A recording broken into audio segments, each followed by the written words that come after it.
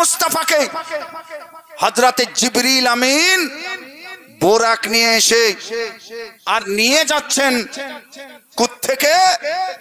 বাইতুল হারাম থেকে, কাবা শরীফ থেকে মসজিদে আকসা পর্যন্ত নিয়ে আসেন। আস্তে আস্তে রাস্তায় আমার নবী উল্লেখযোগ্য দুটো জিনিস দেখতে পাচ্ছেন। একটা বলে দিই, একটা পরে বলছি। একটা কি, মুসা নবী আলাইহিস সালাতু তাসলিমকে আমার নবী দেখছেন যে কবরে মুসা আলাইহিস সালাম নামাজ আদায় করছেন, হাদিসে লেখা আছে। বেশক বেশক, সুবহানাল্লাহ। তাহলে নবী সাল্লাল্লাহু তাআলা আলাইহি ওয়াসাল্লাম হাদিসে যে বলেছেন, নবী যা কথা বলেছেন, আমার নবী মুস্তাফা বিনা পরীক্ষা করাতে বলেননি। আমার নবী মুস্তাফা আগে জেনেছেন যে এটা বাস্তব কথা, তারপরে সাহাবীদেরকে বলেছেন। একজন সাহাবী নবী সাল্লাল্লাহু আলাইহি ওয়াসাল্লামকে জিজ্ঞাসা করছেন, ইয়া সাল্লাল্লাহু তাআলা আলাইহি ওয়াসাল্লাম, প্রত্যেক মানুষ মরে যাওয়ার পর তার হাড় মাংস কবরের মাটিতে মিশিয়ে যায়। ইয়া রাসূলুল্লাহ, আপনি যে কবরে চলে যাবেন, তো আপনারও সম্ভবত হাড় মাংস কবরে মিশিয়ে যেতে পারে। তাহলে হুজুর, আপনি যে বলছেন যে আমার উপরে দুরূদ পড়ো, তো তখন দুরূদ পড়লে আপনার কাছে যাবে? যেহেতু সবাই তো কবরে মাটিতে তাদের দেহ মিশিয়ে যায়। নবীকে প্রশ্ন করছেন। প্রশ্ন করা খারাপ কথা না ভালো কথা? আরে বলেন একটু আমার সাথে। সাহাবা জানার জন্য প্রশ্ন করছেন। সাহাবাই কেরাম নবীর ব্যাপারে জ্ঞাত হওয়ার জন্যই প্রশ্ন করছেন। আমার নবী সাল্লাল্লাহু তাআলা আলাইহি ওয়াসাল্লাম তাকে উত্তরে কি বলেছিলেন? আমার নবী কি বলেছেন যে হ্যাঁ, তুমি ঠিক বলছো, মানুষ মরে যাওয়ার পর মাটিতে মিশিয়ে যায়, তার হাড় দেহ থাকে না, তেমন আমিও মাটিতে মিশিয়ে যাব, তাহলে আর দুরূদ পড়তে হবে না।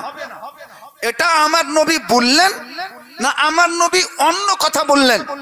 হাদিসে লেখা আছে, আমার নবী, আমার আকা, আমার মুস্তাফা তাদেরকে বললেন, সাহাবাদেরকে বললেন, হে আমার সাহাবা, তোমার বাবা মরে গেছে, তার হাড় মাংস মাটিতে মিশিয়ে গেছে, তোমার বাবার সঙ্গে আমি নবী, আমাকে মিলাইও না।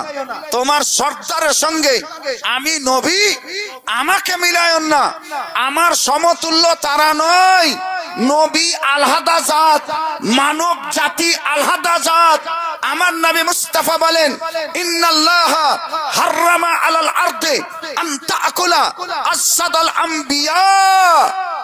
আল্লাহর নবীকে আমার আল্লাহ এমন ভাবে সৃষ্টি করেছিলেন, শুধু আমি নয়, যত নবী তাদেরকে কবর দেওয়া হয়েছে, তাদের হাড় মাংস মাটি ভক্ষণ করবে। আল্লাহ ওই মাটির উপরে নবীদের শরীর হারাম করে দিয়েছে। সুবহানাল্লাহ। নারায়ে তাকবীর, নারায়ে রিসালাত, উলামায়ে আহলে সুন্নাত, মাসলাকে আলা হযরত হযরতুল আল্লামা মাওলানা আশরাফ রাজা নাইমি সাহেব, আজমতে মুস্তাফা, আজমতে মুস্তাফা। নারায়ে তাকবীর। বালহুম হাইয়ুন ইউরযাকুন। ও আমার সাহাবীরা, এটা আকীদা রাখিও, প্রত্যেক নবী কবরে আল্লাহ রাব্বুল আলামিন তাদের দেহতে শক্তি দিয়েছেন। সামান্য প্লাস্টিককে মাটি খেতে পারে না, তো নবীর দেহকে কি করে খেতে পারে?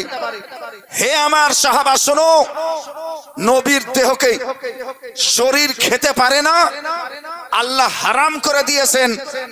এই মাটি নবীর দেহকে খেতে পারে না। আর শোনো, নবীগণ নিজ নিজ কবরে জীবিত থাকেন, জিন্দা থাকেন, আর জিন্দা থাকার জন্য খাবারের প্রয়োজন আছে, আহারের প্রয়োজন আছে। আল্লাহ তাদেরকে জান্নাতি আহার দিয়ে বাঁচিয়ে রাখেন। আরে ঝুমকে বলিয়ে সুবহানাল্লাহ। নবী আমার বললেন, শোনো, যেদিন আমি মেরাজে যাচ্ছিলাম, মূসা পয়গম্বরকে আমি নিজের চোখে দেখেছি, নবী মিথ্যা বলতে পারেন? আরে জোরে বলেন, নবী মিথ্যা বলবেন? এক শব্দ নবী মিথ্যা বলেননি। তাই মক্কা শরীফে ছোট্ট থেকে বড় পর্যন্ত, ইমানদার থেকে বেঈমান পর্যন্ত, ইহুদি থেকে খ্রিস্টান পর্যন্ত, কিতাবী থেকে জিম্মি পর্যন্ত, মুসলমান থেকে অমুসলমান পর্যন্ত, জগতে যত ধার্মিক মানুষ ছিল, এক কথায় আমার নবী মুস্তাফাকে মক্কা শরীফের লোক আস-সাদিক বলতেন। কি বলতেন? আস-সাদিক বলতেন। আস-সাদিক অর্থ হলো সত্যবাদী। এই ছেলেটাকে, এই যুবকটাকে, এই নবীটাকে যদিও কলমা পড়েনি, কিন্তু তার চরিত্রের মধ্যে একটা জিনিস সূর্যের আলোকের মতো সবারই কাছে বিরাজমান, সবারই কাছে আলোকিত। সেই কথাটা হলো মুহাম্মদ মুস্তাফা জীবনে কোনোদিন মিথ্যা কথা বলেননি। তাই নবী মুস্তাফাকে সত্যবাদী বলা হতো, তাই নবী মুস্তাফাকে আস-সাদিক বলা হতো। কি বলা হতো? আস-সাদিক বলা হতো। দয়ালু আকা মুস্তাফা সাল্লাল্লাহু তাআলা আলাইহি ওয়াসাল্লাম আবার মসজিদে আকসাতে যাওয়ার পরে দেখছেন, আমরা যে বলি কোরআনে কেবলমাত্র কয়েকটা নবী এবং রসুলের নাম লেখা আছে। 1 লক্ষ বা 2,24,000 নবীগণ।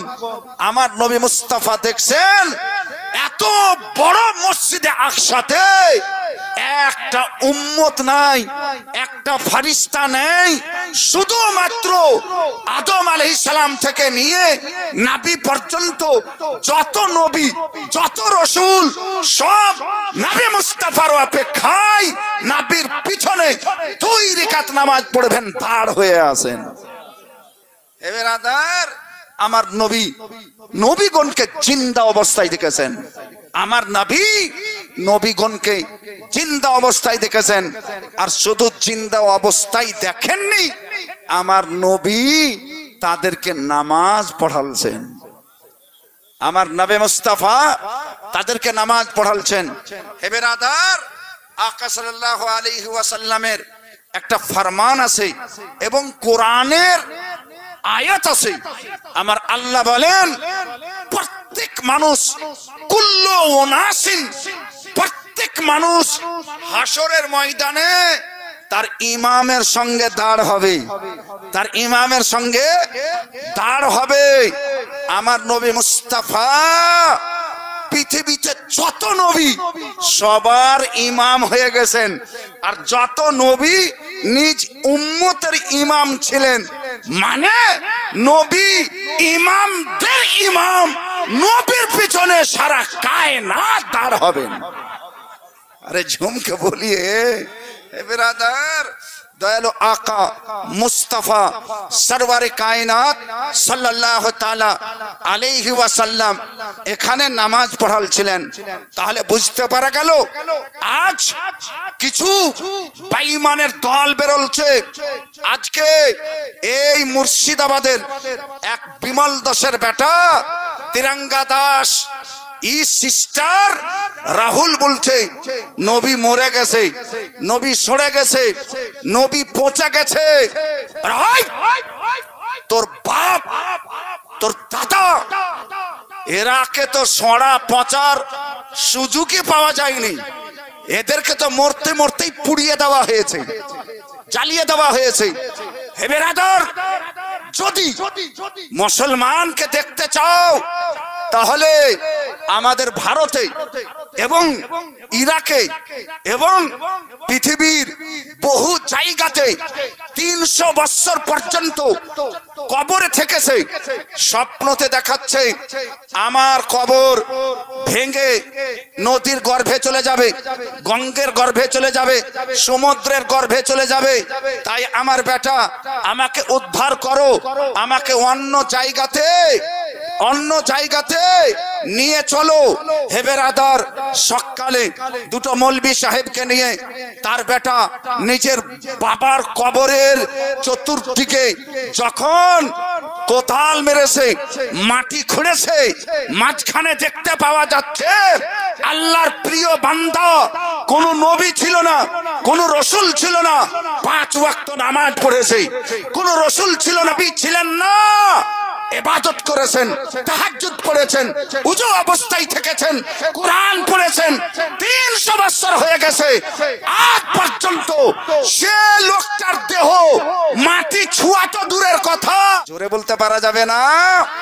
হে বেরাদার, আমার আকা, আমার মুস্তাফা সাল্লাল্লাহু তাআলা আলাইহি ওয়াসাল্লামের রওজা মোবারক, নবী মুস্তাফা আয়েশা সিদ্দিকাকে যেটা ঘর দিয়েছিলেন, সেই ঘরের এক সাইডে আমার নবীর রওজা শরীফ, আমার নবীর কবর শরীফ, আমার নবীর মাজার শরীফ। এখানে নবীর মাজার আর এখানে মা আয়েশার খাট। এখানে নবী শুয়ে আছেন রাত্রে, আর এখানে মা আয়েশা খাট নিয়ে মাজারের পার্শ্বে ঘুমাতেন।